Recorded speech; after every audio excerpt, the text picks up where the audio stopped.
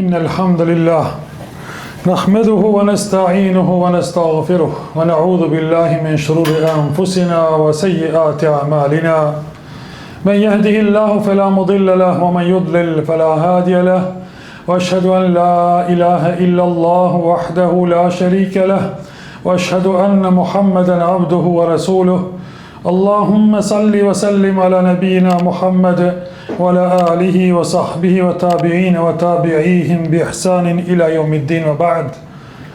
Falenderimet I takojnë vetëm Allahut subhanahu wa taala fuqi plot. Për ti ndihmë kërkojmë dhe vetëm për Allahut falje për gabimet tona kërkojmë. Atë që udhëzon Allahu, askush nuk ka mundësi ta devijojë, dhe atë që lën Allahu në devijim në humbje, askush nuk ka mundësi ta udhëzojë posti.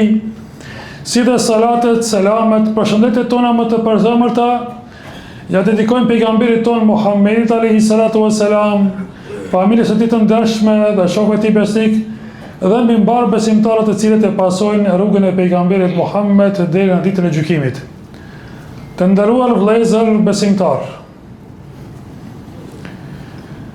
do të flasim për dëmet e shirkut dhe pasojat e tij.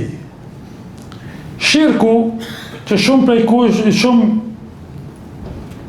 ju e dini se çka do të thotë shirku.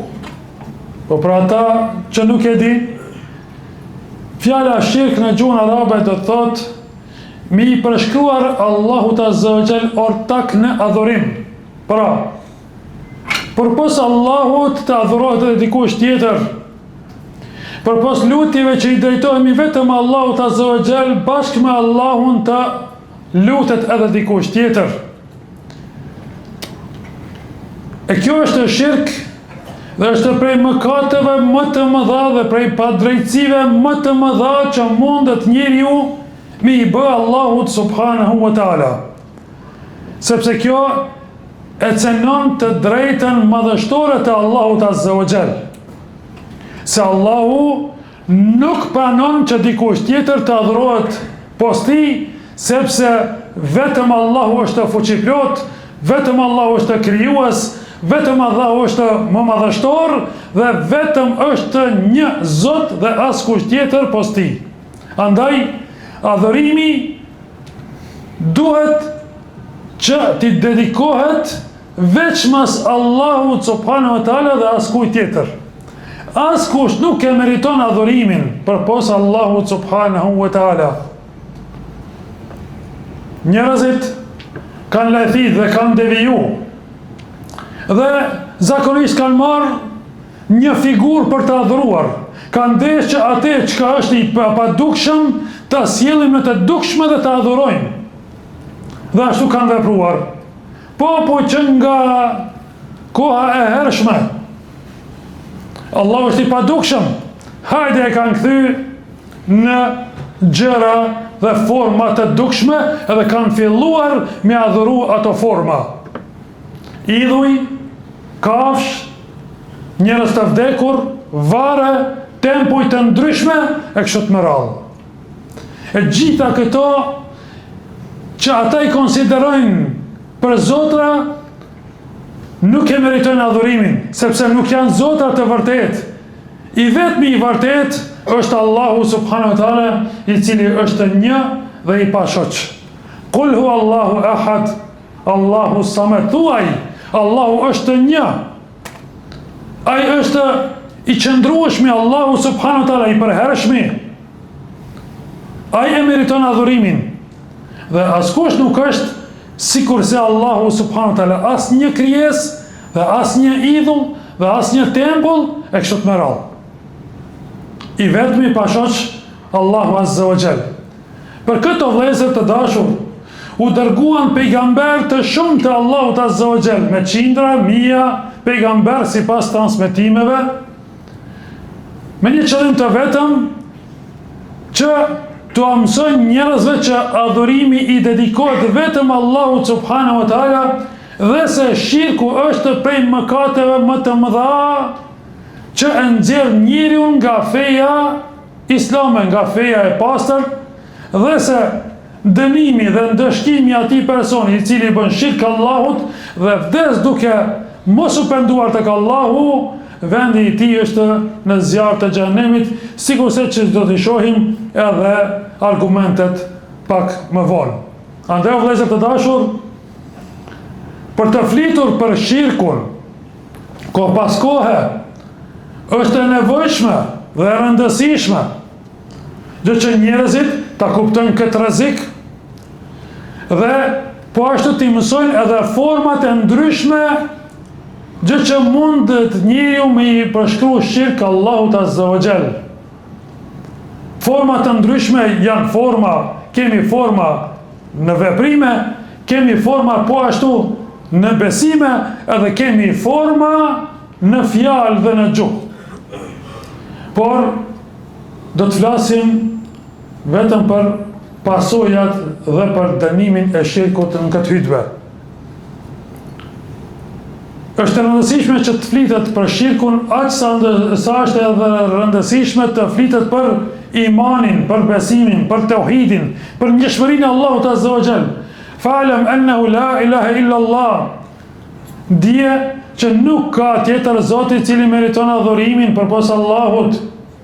Andaj edhe mësohet e keqja për shkak që të mbrohemi edhe në mënyrë të pavetdijshme mos të bim në ato ndalesa që na ka ndaluar Allahu subhanahu wa taala. Vëllezër të dashur, 7 pika do t'i përmendim për pasojat e shirkut.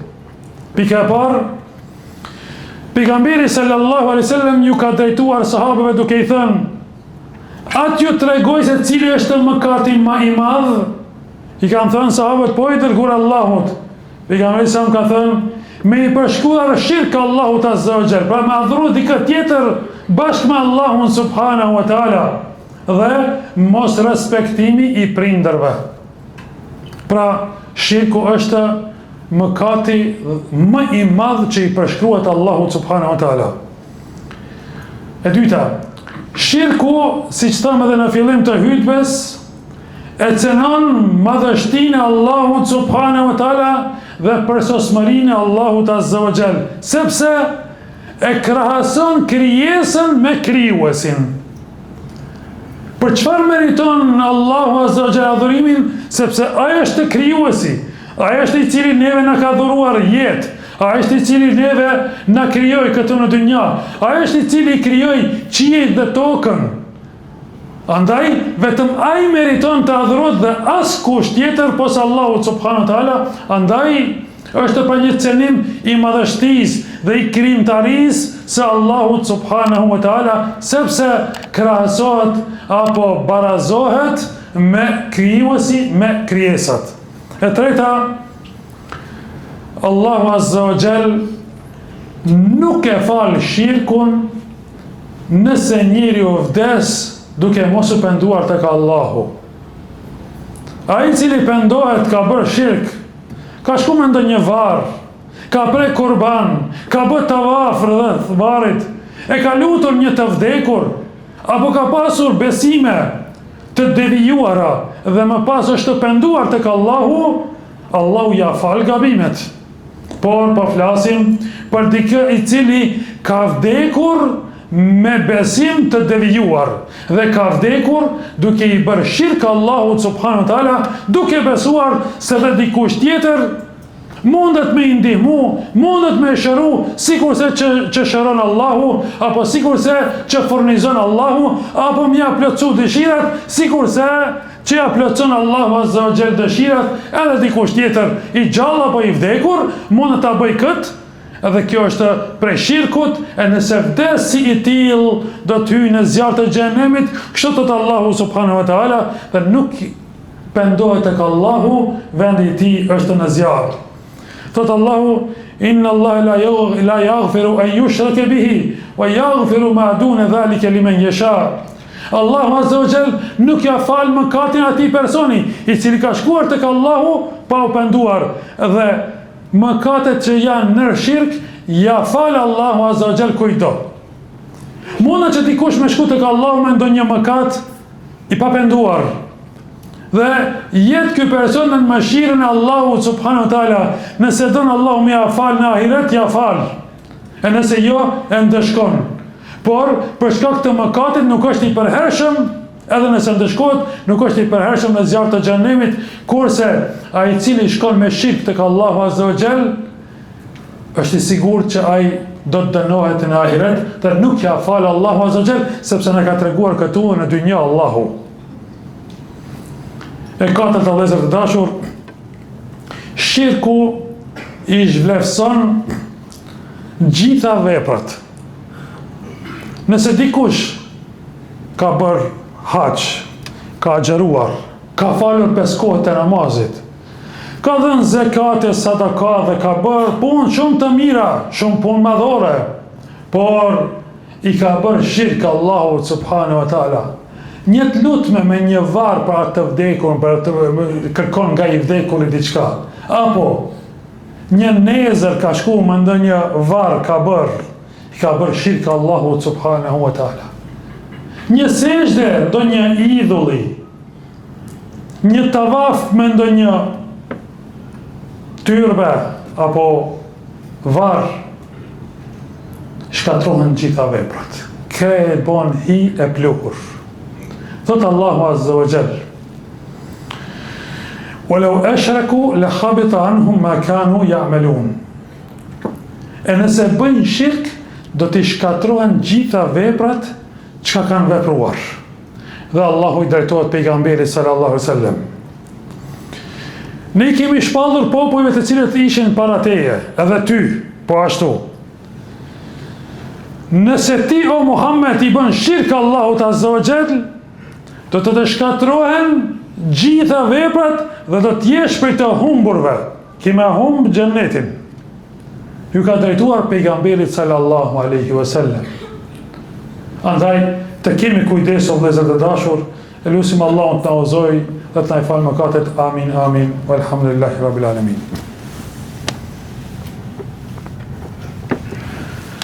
Alhamdulillahi rabbil alamin, wa afdalu salatu wa tamu taslima ala nabiyina Muhammedin sallallahu alaihi wasallam. Falenderojmë Allahun Azza wa Jall, salatat dhe selam i dërgojmë pejgamberit ton Muhammedit alaihi salatu wa salam. Vëllezër të dashur, pika 5.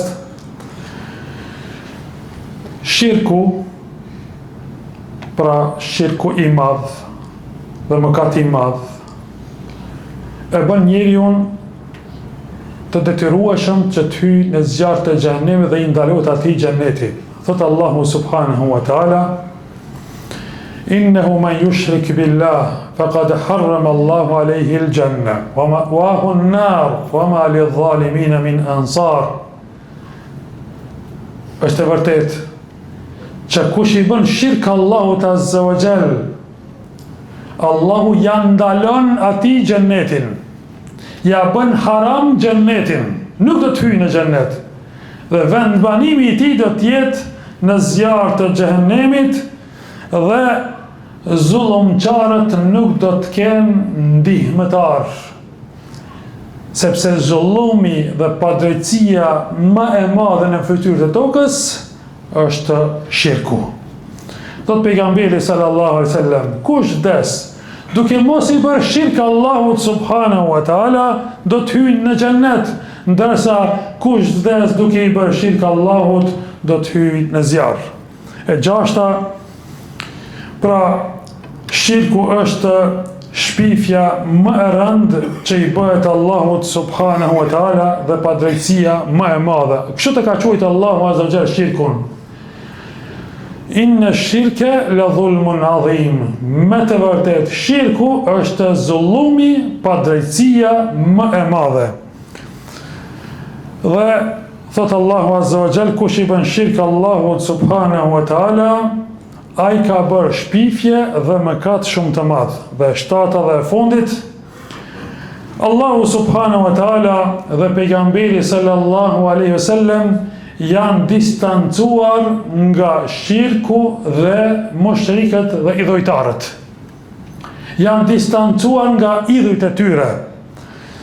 Dhe këtë çështje e kemi pra në shumë ajete në Kur'an, edhe në shumë raste të pejgamberit Muhammed sallallahu alaihi wasallam, që gjatë leximit të historisë së pejgamberit alaihi salatu wasalam e shohim se në shumë raste Pra, se si pejgamberi sallallahu alaihi wasallam është distancuar nga idhujt dhe idhujtarët, dhe thot Allahu azza wa jall: "Wa adhanu min Allahi wa rasulihi ila an-nasi yawm al-hajj al-akbar anna Allaha bari'un min al-mushrikin wa rasuluhu." Dhe kjo është një shpallje prej Allahut subhanahu wa taala dhe pejgamberit sallallahu alaihi wasallam në ditën e haxhit të madh, se Allahu është i distancuar nga idhujtarët, po ashtu dhe pejgamberi Muhammed sallallahu alaihi wasallam. Prej kujt distancohet Allahu, vaj halli për atë njeri. E lutim Allahun të na udhëzojë në rrugën e drejtë. E lutim Allahun subhanahu wa taala të na pastroj zemrat tona nga çdo njoll e keqe. E lutim Allahun subhanahu wa taala ta pastroj besimin ton, kërshi Allahu subhanahu wa taala. E lutim Allahun azza wa jall që kur të ndahemi prej kësaj dynjaje të ndahemi me fjalën La ilaha illa Allah. Nuk ka tjetër pos Allahut i cili meriton adhurimin dhe askush tjetër pos ti nuk e meriton të adhurohet. E lutim Allahun azza wa jall na i falë mëkatet. E lutim Allahun subhanahu wa taala të gëzoj rinin ton dhe popullin ton. E lutim Allahun azza wa jall ti shëroj të sëmurit tanë, ti më shëroj të vdekurit tanë, ti laj borxhet tona, amin e amin. Walhamdulillahi rabbil alamin, wa aqimus salat, inna salata tanha anil fahsha'i wal munkar, wa la dhikrullahi akbar, wallahu ya'lamu ma tasna'un.